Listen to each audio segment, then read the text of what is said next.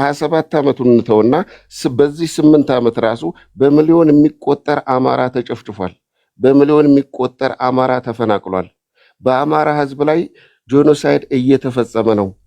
የአፄ ዳዊት በረራ የምኒልክ አዲስ አበባ አትገባም ተብለህ ምጥ የያዛቸው እናቶቻችን ሪፈር ወደ አዲስ አበባ የተደረጉት በኬላ ላይ ስንት እናቶች ሙተዋል። የውጭ ፕሮሰስ ኑሯቸው እዛው ኬላ ላይ እንዳይገቡ ተደርገው ከዓላማቸው የተደናቀፉ ስንት ናቸው።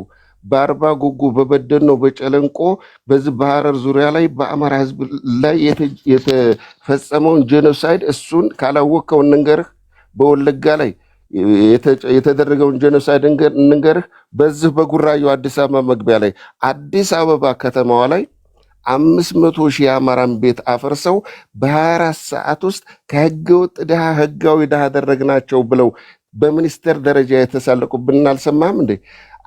መተማ መቱማ ነው፣ አክሱማ ከሱማ ነው፣ ጎጃም ጎንደር ወሎ ሸዋ የኛ ነው፣ የተቀበረው አያት ቅድመ አያትህ አጽምን አውጥተን እናቃጥለዋለን ማለታቸውን አልሰማህም እንዴ? የአማራን ህዝብ በጥይት ብቻ አይደለም እየወጉን ያሉን፣ በባዮሎጂካል፣ በኢኮኖሚ፣ በተለያየ ነገር ነው። በጥይት ብቻ አይደለም። በኤክስፐርድ የሆኑ ነገሮችን መርፌ በመውጋት የተለያዩ የላቦራቶሪ በሽታዎችን በማሰራጨት በመፈብረክ በአማራ ህዝብ ላይ ደግሞ ያልተፈጸመ ያልተደረገ ነገር አለ እንዴ? በአማራ ህዝብ ላይ ያላየነው ሰቅጣጭ ዘግናጭ ሁሉ ነገር ተደርጎብናል። አማራ በጅምላ ተሰብስቦ ትልቅ ጉድጓድ ተቆፍሮ በጅምላ ከነነፍሱ አይደል በገልባጭ መኪና ሲቀብሩት አይተናል። እግርና እጁን ግጥም አድርገው አስረው ቆዳ ሲገፉ አይተናል። የ9 ወር እርጉዝ አማራ መወለድ የለበትም ተብሎ ሆድ ተቀዶ ሽል ወጥቶ ስጋውን ሲበሉ አይተናል። እጅና እግር ግጥም አድርገው አስረው ከታፋ ላይ ስጋ እየቆረጡ ሲበሉ አይተናል። ካላየው አላየውም በል። በአማራ ህዝብ ላይ ያልተደረገ ያልተፈጸመ ነገር የለም። HIV ያለባቸው ሰዎች በባትሪ እየተፈለጉ ውሎ አበል እየተሰጣቸው እናቴን በየቀኑ እየደፈሩ ነው። አማራ ክልል ውስጥ በአሁኑ ሰዓት አማራ የተባለ በተገኘበት ጄኖሳይድ እየተፈጸመበት ነው። በአማራ ህዝብ ላይ በጭና፣ በአጋምሳ፣ በማይካድራ፣ በቦሩ ሜዳ፣ በኮምበልሻ በአማራ ህዝብ ላይ ያልተጨፈጨፈበት ቦታ የለም። የአማራ ህዝብ እንዴት አድርገን ነው የምናነቃችሁ? ማንፌስቶ ጽፈው ህገ መንግስቱን የማያከብሩ 160 ከነሱ ዳታ ላይ በወሰድኩት 160 የአማራ መምህራኖች ታስረዋል። 9 ዶክተሮች፣ 9ኛው ዶክተር ደሳለኝ ጫኔ ነው፣ እሱ ተፈቷል። 8 ዶክተሮች ያለምንም ወንጀል ታስረው ስቃያቸውን እያዩ ነው። የህዝብ እንደራሴዎች፣ ጋዜጠኞች ታስረው ፊዳቸውን ቶርች እየተደረጉ ነው። በ100 ሺህ የሚቆጠር እስረኛ አለ አማራ።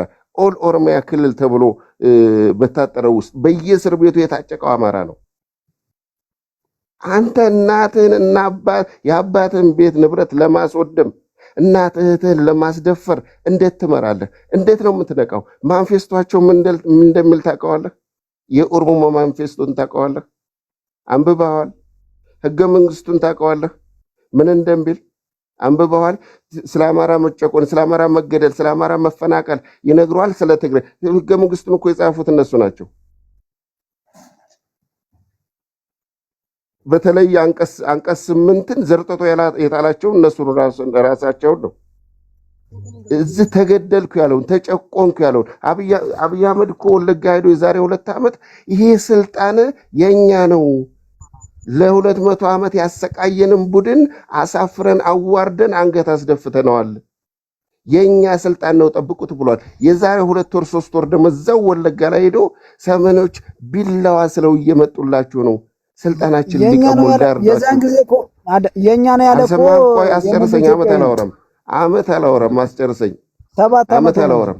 አንተ አማራ ነው አይደለም የኔና ያንተ ዘመን ቤት አርግ በአምላክ ይጨርስና ታወራለህ እንዴ? አይደለም የማይሆን ወሬ የኛ ነው ህገ መንግስቱ የኛ ነው ጠብቁት ያለ እኮ ከህዋስ ህገ መንግስቱን አናውቀውም እኛ። አማራን የሚወክል የለም። አማራን ወክሎ እነሱ ጋር የቀረበ የለም። የትኛው አንቀጽ ላይ ነው? የትኛው ህገ መንግስት አንቀጽ ላይ ነው ብሔር ብሔረሰቦች ራሳቸውን መሳሪያ አጥፋማ ይዘጋዋል ላይቡን መሳሪያ ደብቅ ህገ መንግስቱ ያልኩህ ነው። ህገ መንግስቱ እኛን አይወክልም። አማራን የሚወክል የለም። አማራ አገር የለውም። ህገ መንግስቱም አያውቀውም እያልኩ ነው። ኦሮሚያ ክልል ተብሎ በሚባለው ውስጥ ከ25 እስከ 30 ሚሊዮን አማራ አለ። በጨፌ ኦሮሚያ ላይ አንድ ወንበር የለውም። እንኳን በራሱ ቋንቋ እንዲማር ሊፈቀድለት እንኳን ፍርድ ቤት ሄዶ በራሱ ቋንቋ በራሱ ፊደል ደብዳቤ ጽፎ ክስ ለማስገባት ሊፈቀድለት ይቅርና ሙዚቃ ከፍ አድርገህ መክፈት አይፈቀድልህም። መኖርህ ራሱ መታወቂያ ላይ ነው አማራ ተብሎ የሚሰጥህ። መኖርህ ራሱ አይፈቀድልህም። ሹፌሮች ይሰቃያሉ። ጉንዶ መስቀልና አልፈው ከአባይ በረሃ አልፈው ወደ ኦሮሚያ ክልል የሚባለው ሲገቡ 2-3 ባስ ታግተው 1.5 የሚጠየቁት በኬንያ ሴም ካርድ በሱዳን ሴም ካርድ ነው እንደሚደዋወሉት። ገንዘብ የሚጠየቁት በሱዳን በኬንያ ባንክ ነው እንደ ገንዘቡ የሚልኩት። አንተ መቼ ነው የምትነቃው? አማራ እኮ እየተሰቃየ ነው። አዲስ አበባ ውስጥ ያለ አማራ እስኪ ገጠሩን ልተውልህ፣ ወለጋ፣ ሐረር፣ ድሬዳዋ ልተውልህ። አዲስ አበባ ውስጥ ቆንጆ ቤት ያለው ይወረሳል። ቆንጆ መኪና ያለው ይወረሳል። ቆንጆ ሚስት ያለው ለጅምላ ይደፍሯታል። ይሄን ታውቃለህ? ስለዚህ መቼ ነው የምትነቁት? እንዴት ነው ስትሉ እነሱ አባይ በረሃን ሲሻገር ነፍጠኛ መጣውን ላይ እያለ እየፎከረ ሲመጣ አንተ ግን እናትህንና እህትህን ለማስደፈር የአባትህን ቤት ንብረት ለማስወደም ሚሊሻ እየመራህ ትሄዳለህ። የአብይ አህመድ መከላከያ እየመራህ ትሄዳለህ። መከላከያ የሚባል የለም።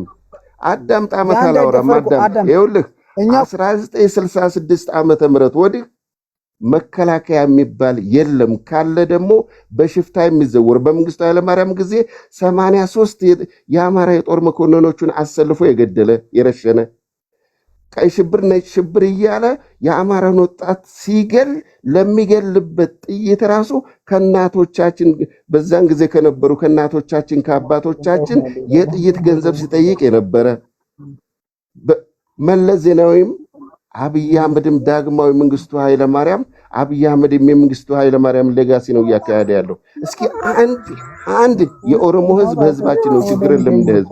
የትግሬም ህዝብ ህዝባችን ነው። እኔ ግን በጣም የሚገርመኝ እንደዚህ የምትደክሙት እውነት ጠፍቶት ይመስላችኋል? እኔ በጣም ያሳዘናችሁኝ የስለ አማራ መጨፍጨፍ 300 ምናምን ሰው ስላለ ለሁሉም ነው። እኛ አማራዎች ተገፍተን ነው ወደ ጦርነት የገባ ነው። እኛ አማራዎች በኢትዮጵያ ምድር ላይ አትኖሩም ተብለን ነው እንጂ ሌላ ትርፍ ነገር ፈልገን አይደለም። እኛ ምናወራ ዓለም ያውቀዋል። ባይደው ያው የተወሰነ ደቂቃ ጥያቄ ሐሳብን ሳይፈል ለማውረድ ነው እንጂ ጠፍቶት አይደለም። በነገራችን ላይ እሺ፣ ተምርት ቻላችሁ ሐሳብ አንድ ነገር እንኳን አይደለም አማራ የሆነ አማራ ያልሆነ የአማራን በማንነቱ እየተመረጠ መገደሉን ያውቃል። ይሄ እኮ ሚውት አድርጓ እንዴ! ሚውት አድርግ፣ በአምላክ ሚውት አድርግ፣ በአምላክ ሚውት አድርግ። አንድ ስርዓት ይኖር እንጂ ምን ነው እዩትላችሁ። እዚህ ሚዲያ ላይ የሚያስቸግሩን ሆዳሞች አሉ አይደል? ይሄ እኮ በቃ እዚህ ሚዲያ ላይ እኛ ቲክታክ ላይ እንደሚያስቸግሩን የብልጽግና አህዮች፣ ይሄ አንዱ የብልጽግና አህያ ነው። ይሄ በየሚሊሻ ብር ተከፍሎት ሴቶችን እየመራ የአማራ ሴቶችን የሚያስደፍር እኮ ነው። ይሄ እኮ የአማራን ወንድሙን ጭንቅላቱን እየበረቀሰ የሚገል እኮ ነው። ዩ ጋይስ እንዴት ነው ይሄን አሁን የምታስረዱት?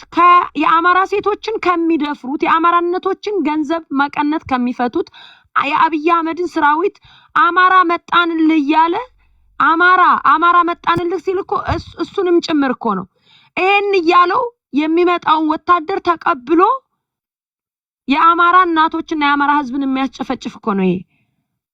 ይሄ እኮ አውቆ ራሱን እንደማያውቁ ነው እንጂ አማራ እስኪ ሚውት አንሳና መልስልኝ። ከወለጋ ተፈናቅለው መሳሪያ አጥፋ፣ ከጀርባ መሳሪያ አለ ብራዘር። ላይቡን ታዘጋው። አንድ ጥያቄ ልጠይቀውና እስኪ መልስልኝ። ጥያቄ ልጠይቅ። እሺ አንድ መልስልኝ። ሲጀመር አንዴ ቆይ፣ ጥያቄ መልስ መጀመሪያና ወንድሜ ጥያቄ መጀመሪያ። አማራ ትስቃልክ ሲያወሩ ማለት ነው። ትንሽ እንኳን ህሊና የሌለ መሆን ትስቃልክ። አይሳቅም። ስለ ህዝብ ሞት ነው እየተነገረ ያለው እዚህ ጋር።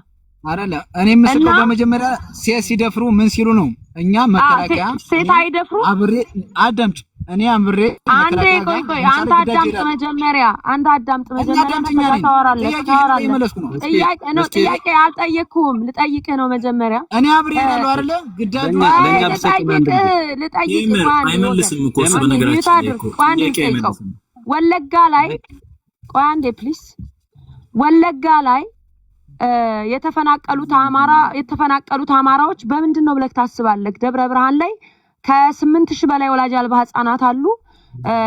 አባት እናታቸው የተገደሉባቸው በምን ምክንያት ነው ብለህ ታስባለህ? ከወለጋ የተፈናቀሉት እስኪ እንመልስልኝ። ጌቺ የሚታው በምን ምክንያት ነው ከወለጋ የተፈናቀሉት? እናት አባታቸው የተገደሉባቸው ወላጅ አልባ 8000 ህፃናቶች በምን ምክንያት ነው? እስኪ እነን አውቃለሁ ብለኛል። የአማራ መገደል ምክንያቱ ምንድነው? ከወለጋ የተገደሉት ወለጋ ላይ ምክንያቱም ለምሳሌ ያዳምጥ እኔኮ አንደኛ አብዛኛው ሰው የራሱን ስሜት ይናገራል እንጂ እስኪ ዞር ብሎ እስኪ ወደ ተለያየ ብሔር ጋር አብሮ ለመኖር ምናምን የሚያስበው ነገር የለም።